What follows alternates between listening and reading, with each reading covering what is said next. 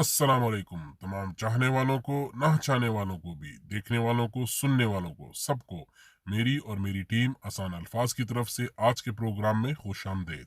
जिस तरह मैंने आपसे जिक्र किया था और गुजारिश की थी कि आप लोग मुझे थोड़ा बर्दाश्त करें, मैं हर प्रोग्राम में लेटर गेट जो लेटर आया था अमेरिका की तरफ से ख़त आया था उसका जिक्र ज़रूर करूँगा, क्योंकि इस जिक्र से हम सब इस वाक़े से ताज़ा दम रहेंगे। जिस तरह अपोजिशन इस वक्त हुकूमत की पूरी पूरी कोशिश है कि इस लेटर के हिस्से को, इस ख़त वाले जो मामला है, इसको किसी तरीके से आवाम से भुला दिया जाए और ये महंगाई, बिजली, सी पैक, इन चीज़ों के अंदर फंसा दिया जाए और लोग अपनी ज़िंदगी के अंदर वापस आ जाए। मगर नहीं, मैं नहीं करूँगा और मेरी आप लोगों से भी गुजारिश है, तमाम सुनने वालों से, तमाम मुहिब्बे वक्त पाकिस्तानियों से, हर जमात के बंदे से, कि वो इस चीज़ को ना भूले कि एक मुल्क ने हमारे मुल्क के अंदर मुदाखलत की है और उसके बाद एक चलती फिरती हुकूमत को फारिग कर दिया गया। मेरे मेरे हिसाब किताब में ये मुदाखलत ही है, साजिश और मुदाखलत हुई है हमारे मुल्क में, जिसका नतीजा ये है कि इस वक्त हमारी पार्लियामेंट के अंदर 80% जितने जो वजीर बैठे हुए हैं उनके ऊपर किसी न किसी किस्म के बड़े बड़े चार्जेस हैं करप्शन के। और ये वो चार्जेस हैं जो इमरान खान ने नहीं लगाए, पीटीआई ने नहीं लगाए, ये एक दूसरे पे लगाते रहे हैं। मुझे पीछे जाने की जरूरत नहीं, हम सबको पता है एक दूसरे के बारे में क्या कहते थे। और इस चीज़ का मैं ज़िक्र आपसे पहले कर चुका हूँ कि तमाम चैनल्स के ऊपर हदायत आ चुकी हैं कि वो किसी किस्म के आर्मी ऑफिसर को ना बुलाएं, एक्स आर्मी ऑफिसर को ना बुलाएं, जो एनालिसिस अपना दे, जो अपना ख्याल बयान करे और इस हुकूमत के ख़िलाफ़ बात करे, तो उनको हटा दिया गया है। और इसी तरह तमाम वो एंकर्स जो पीटीआई के लिए बोलते थे और नवाज शरीफ और इनकी बातें नहीं सुनते थे और इनके ख़िलाफ़ थे, उनको भी आहिस्ता आहिस्ता ऑफ एयर किया जा रहा है।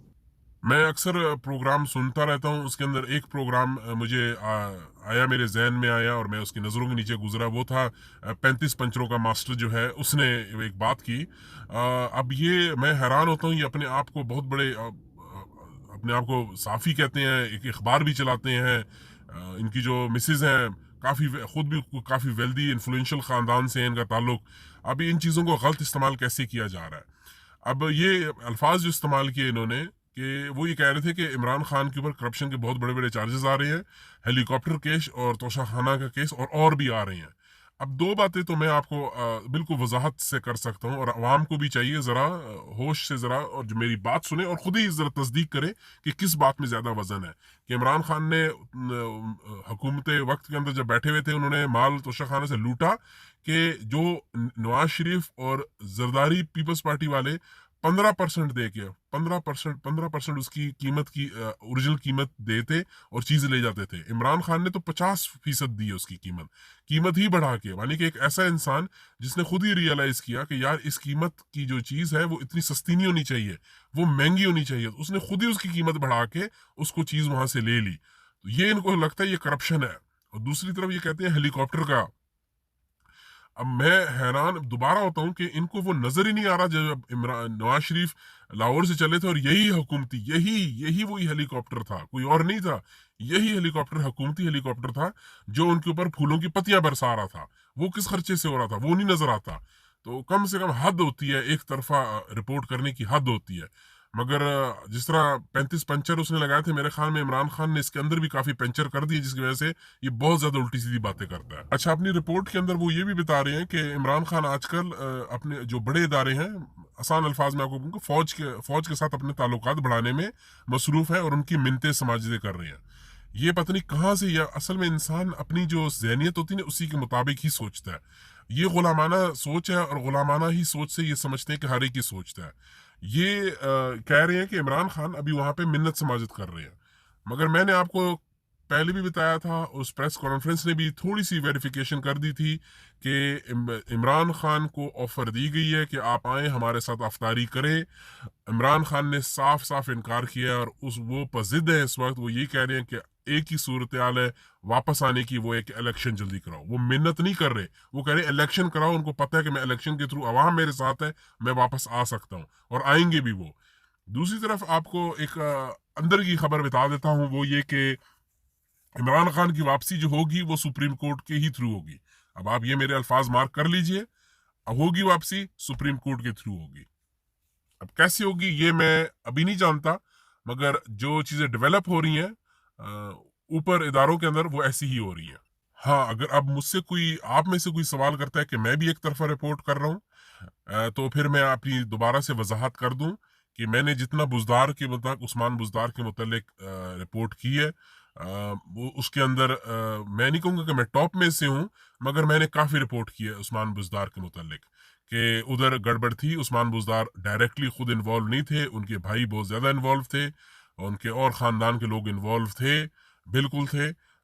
मैं ये नहीं कहूँगा कि वो साफ-सुथरे लोग थे। और इसी तरह परवेज़ खटक के मुतल्लिक अफ़वाह है, मैं दोबारा से कह रहा हूँ, अफ़वाह है कि उनके जो मेट्रो के अंदर उन्होंने कुछ प्लांटेशन के कुछ वाक़यात थे, जिसकी वजह से उनके ऊपर कुछ क्वेश्चन रेज़ हुए थे, साबित नहीं हो सके, मगर कुछ क्वेश्चन रेज़ हुए थे कि मेट्रो बस जब बन रही थी, उन्होंने कुछ उल्टी-सीधी प्लानिंग जानबूझ के की और उसके बाद उन्होंने वहाँ से कुछ उनके जानने वालों ने कुछ पैसा कमाया था। मैं दोबारा कह रहा हूँ, ये अफ़वाह है, इसकी तस्दीक नहीं हो सकी अभी तक।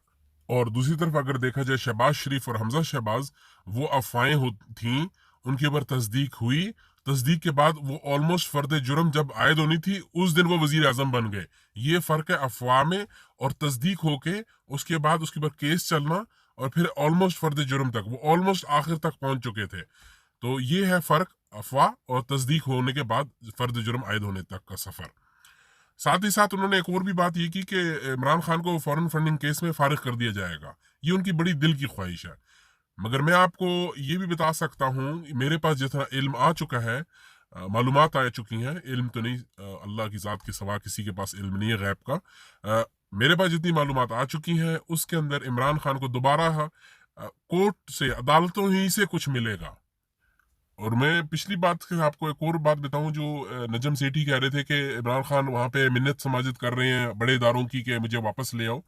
तो ये देखें, ये तो बात बिल्कुल ही बेतुकी सी है, क्योंकि इमरान खान ने अगर मिन्नत समाजत करनी होती तो वहां पे जाते, मगर वो वहां पे नहीं गए। वो ना अदारे का नाम ले रहे ना कुछ, वो उल्टा अवाम के पास आ गए हैं। और उन्होंने जो बहुत स्मार्ट मूव, मैं पहले भी कर चुका हूँ कि हमारी सियासतदान के अंदर, सियासतदान और हमारी सियासी जमातों के अंदर कोई इतना स्मार्ट आदमी नहीं है जितना इमरान खान है। इसने दुनिया देखी हुई है, इसको पता है कि आवाम से, जो नौजवानों से कैसे डील करना है, टैकल करना है उनको।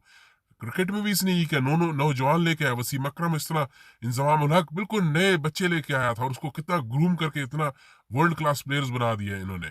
तो इमरान खान के पास, आप बेशक आप उसके 100 इख्तलाफ करें उनके साथ, मगर ये आपको मानना पड़ेगा कि वो ग्रूम करना उनको आता है, उनको बंदे को तैयार करना आता है।